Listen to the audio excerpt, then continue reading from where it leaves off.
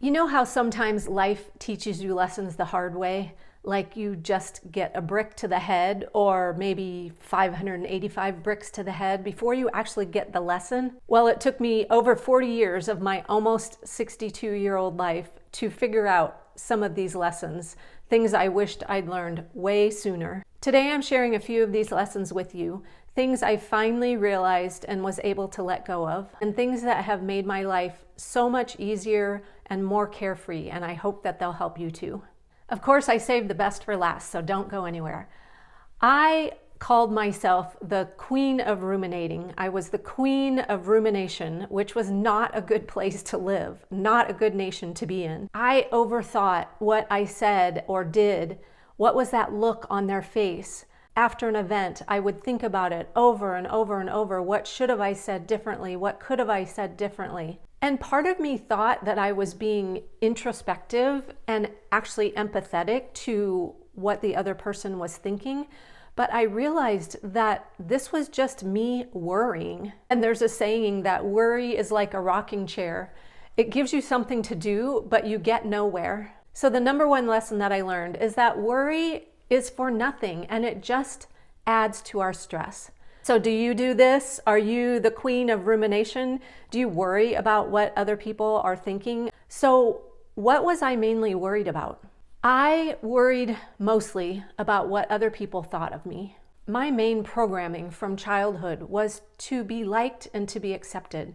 And so this caused me to worry about what other people thought of me. And then I would morph myself into what I thought they wanted, or in order to change their perception of me. But I worried about what they were thinking of me. Were they judging me? And this caused me to not show up fully in my life, to play small and to hide, because I didn't want to be not accepted. I didn't want to be rejected. By me morphing and changing myself into something that I thought they would accept, I expected them to change and accept me because of how I was morphing myself into being somebody that was likable and acceptable. But maybe they do like and accept me, but then is it based on me being a smaller version of myself? So we need to let go of what others think of us because it causes us to change who we are. And the real truth about this is that most people are not thinking about you nearly as much as you think they are. They're not judging you like you assume that they are. They're living in their own world. They have their own concerns and their own thoughts about what's going on in their life. Most people are too busy to be worried about us. But I obsessed about whether they were judging me and how they were judging me. And then again, I changed who I was in order to not be judged. And actually, even if they are thinking about us, it's really none of our business. What they think and what someone else does is none of my business. How about you? Do you think that other people are judging you? And how does that make you feel when you think that? I'd love for you to comment below. And that brings me to the fourth point. Nothing that anyone says or does, even if it's about you or to you, is about you. Nothing they do or say is about you. Nothing in anyone else's life is about me.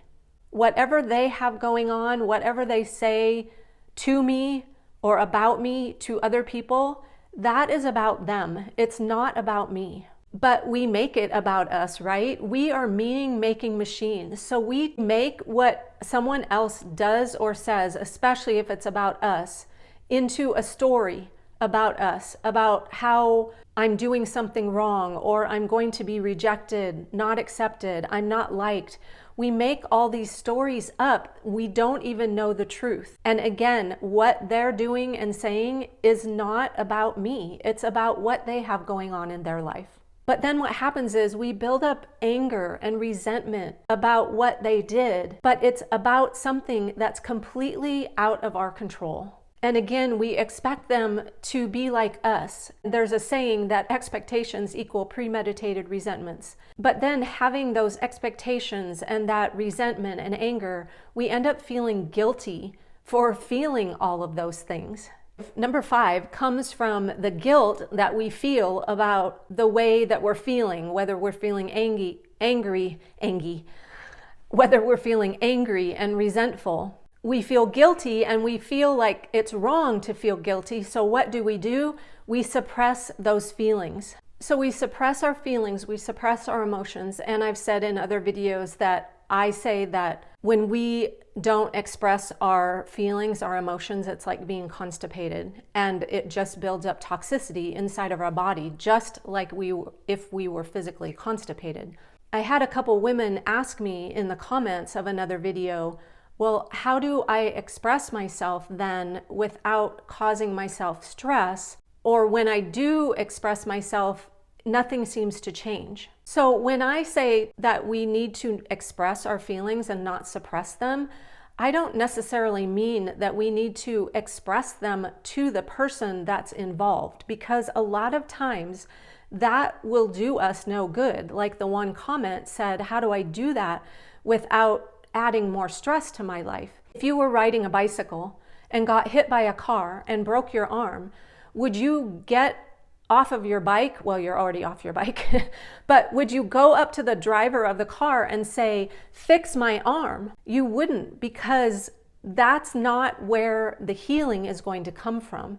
You go to the doctor, they set your arm, and then you heal your arm. Your body heals your broken bone.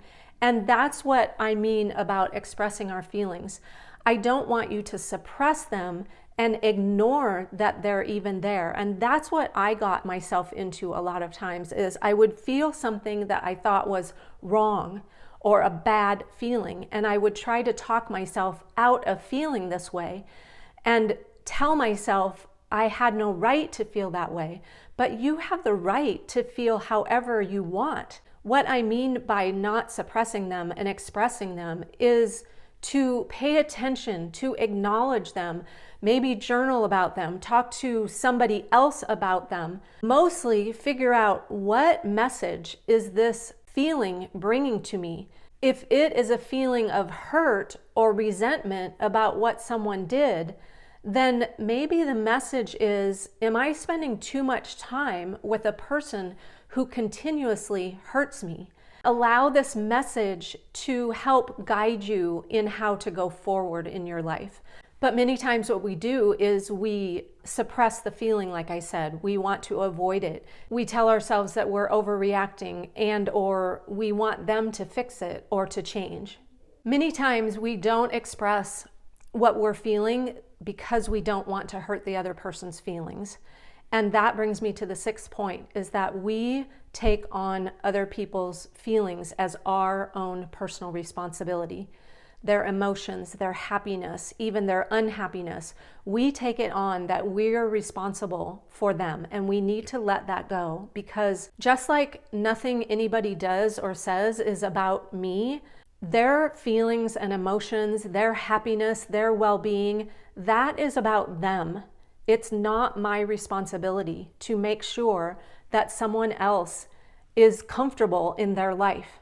But many times we morph ourselves into something in order to make that person more comfortable, to make them happier, to satisfy them, to placate them, instead of taking care of our own well-being and being personally responsible for ourselves and our own emotions.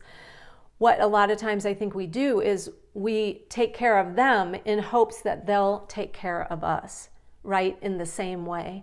And that is setting us up for failure. Do you do that? Do you feel responsible for other people's feelings and emotions and their reactions, and whether they're hurt or disappointed, or whether they're happy or not happy? Comment below. And this is the last one, the seventh thing. All of the other six had me morphing myself into a version that I thought other people wanted me to be. I was the best chameleon there was. I would change myself to fit in and be accepted, to be nice, to not disappoint someone. It caused me to turn into whatever version I thought I needed to be to fit in. And that is the prime example of what a people pleaser is. Doing whatever we can to make other people happy and to be accepted and loved and respected, because we think that it comes from outside of us. You do this? Do you morph yourself? If you want to know more behaviors that are people-pleasing behaviors and how to know whether you're being nice or manipulative, you can watch either one of these videos right here. Almost 62-year life. Worrying is just... glasses. Dang it, my glasses. Whether we're feeling angry,